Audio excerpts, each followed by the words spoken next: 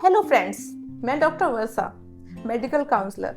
आज मैं जिस टॉपिक पर बात करने वाली हूँ बड़ा ही सेंसिटिव टॉपिक है, बड़ा ही कंट्रोवर्शियल टॉपिक है कि गर्भ में पल रहा बच्चा लड़का है या फिर लड़की, और आप ऐसा क्या करें जिससे लड़का ही हो या फिर लड़की ही हो। लोगों के मन में बड़ी ही जिज्ञासा होती है जानने की, गर्भ में पल रहा बच्चा लड़का है या फिर लड़की। मैंने सुना है, अक्सर देखा भी है कि इंटरनेट पर लोग बड़ा ही सर्च करते हैं कि पेट में पल रहा बच्चा लड़का है या लड़की है। उनको बड़ी ही ज़्यादा जिज्ञासा होती है जानने की। तो मैं आज आपको बिल्कुल क्लियर करूंगी, एक एक चीज़ अच्छे से समझाऊंगी, क्या होता है क्या नहीं होता, और आप ऐसा क्या कर सकते हैं जिससे आप डिसाइड कर सकते हैं कि लड़का होगा या फिर लड़की। तो वीडियो में आपको बने रहना है, वीडियो को आपको पूरी तसल्ली से देखना है। और आप अगर इस चैनल पर पहली बार आए हैं मेरे, तो आप इस चैनल को सब्सक्राइब कर लीजिएगा, क्योंकि मैं वुमेन्स से रिलेटेड सारे ही वीडियोस इस चैनल पर बनाती हूँ। तो सबसे पहली बात, ऐसा कहा जाता है कि बच्चे की heart beat FHR fetal heart rate 140 से ज़्यादा है तो लड़की होगी और 140 से कम है तो लड़का होगा। तो फ्रेंड्स, मैं आपको क्लियर कर दूं कि बच्चे की हार्ट रेट 2-2 मिनट में चेंज होती है। अल्ट्रासाउंड कराने अगर आप जाते हैं और जिस टाइम बच्चा आपका अल्ट्रासाउंड कराने जाते हैं उस टाइम अगर आपका बच्चा लेजी है, आराम कर रहा है, तो ऐसे में ऑब्वियसली बच्चे की हार्ट रेट कम ही आएगी। और अगर वहीं बच्चा आपका बहुत ज़्यादा एक्टिव है, पेट में घूम रहा है, तो ऐसे में बच्चे की हार्ट रेट ज़्यादा आएगी। 2-2 मिनट में बच्चे की हार्ट रेट चेंज होती है। तो ये कहना बिल्कुल भी गलत होगा कि अगर 140 से कम है तो लड़का होगा हार्ट रेट और 140 से ज़्यादा है तो लड़की होगी। नंबर 2, ऐसा भी कहा जाता है अगर आपका पेट लो लाइन यानी कि नीचे की तरफ है तो आपने बेबी बॉय को कैरी किया है, यहीं अगर आपका पेट ऊपर की तरफ है तो आपने बेबी गर्ल को कैरी किया है।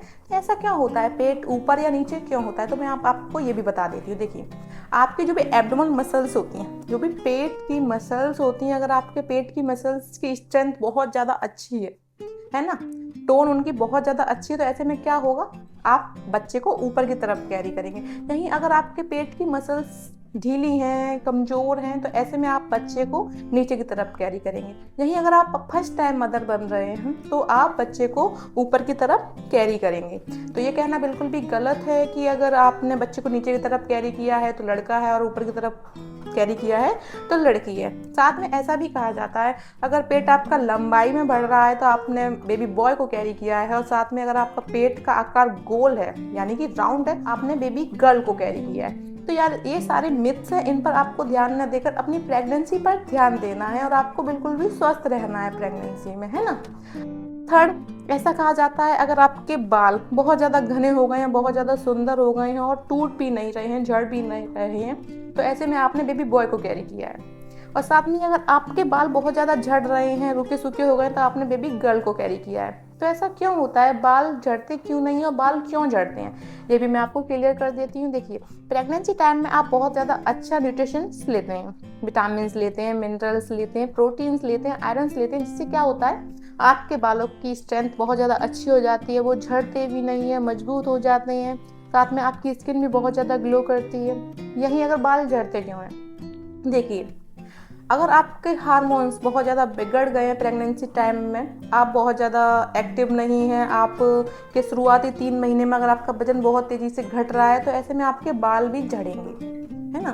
तो ये सारा हार्मोन्स पर डिपेंड करता है कि आपके बाल झड़ रहे हैं या फिर अच्छे हो गए हैं।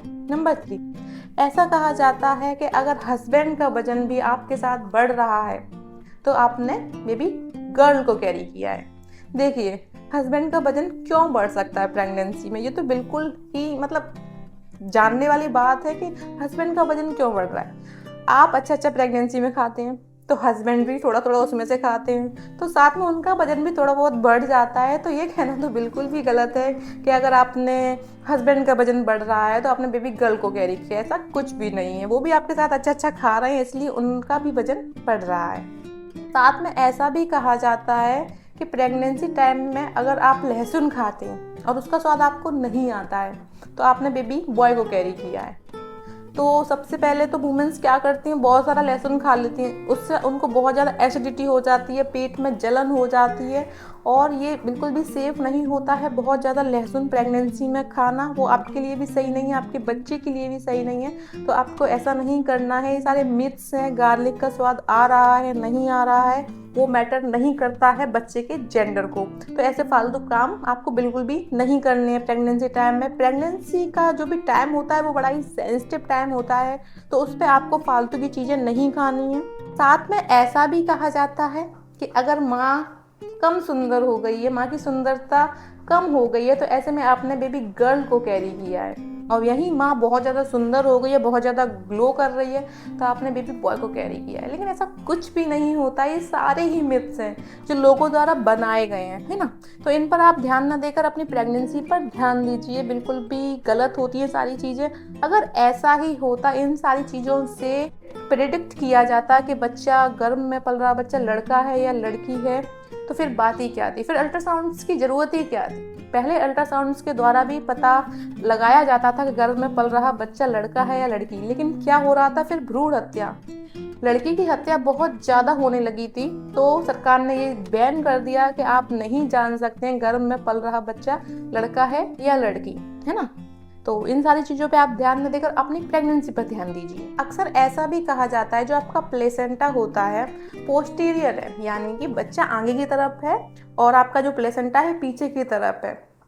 तो आपने बेबी बॉय को कैरी किया है। यही प्लेसेंटा आगे की तरफ है यानी कि एंटीरियर है, तो आपने बेबी गर्ल को कैरी किया है। तो देखिए प्लेसेंटा का सिर्फ एक काम होता है, माँ के सारे न्यूट्रिशंस जो भी हैं माँ से बच्चे तक पहुँचे, इसलिए प्लेसेंटा का निर्माण हुआ है। प्लेसेंटा इसलिए माँ से और बच्चे से जुड़ा होता है। लेकिन इससे यह कहना कि बच्चा एंटीरियर है, आगे की तरफ प्लेसेंटा है तो लड़की है, और पोस्टीरियर पीछे की तरफ प्लेसेंटा है तो लड़का है, ये कहना बिल्कुल भी गलत है। सारे मिथ्स होते हैं। और एक बात मैं आपको क्लियर कर दूं कि माँ कभी भी डिसाइड नहीं करती है कि वो एक बेबी गर्ल को जन्म देने वाली है या फिर बेबी बॉय को जन्म देने वाली है। देखिए महिला में होते हैं एक्स क्रोमोसोम और पुरुष में होते हैं एक्स वाई क्रोमोसोम। अगर एक्स क्रोमोसोम मिलते हैं तो यहीं लड़की का जन्म हो जाता है, और एक्स वाई क्रोमोसोम मिलते हैं तो यहीं लड़के का जन्म हो जाता है। ये सारा डिपेंड करता है पुरुष के ऊपर, क्योंकि पुरुष में होते हैं एक्स वाई क्रोमोसोम, लेकिन महिला में तो एक्स एक्स ही क्रोमोसोम होते हैं। तो महिला डिसाइड नहीं करती है कि वो एक बेबी बॉय को जन्म देने वाली है फिर बेबी गर्ल को जन्म देने वाली है। और माना जाए तो आदमी भी ये डिसाइड नहीं करता है कि क्या बच्चा होने वाला है ना। वो सारा डिपेंड करता है ऊपर वाले के ऊपर कि किस जोड़े का मिलन होने वाला है, एक्स एक्स का या फिर एक्स वाई का।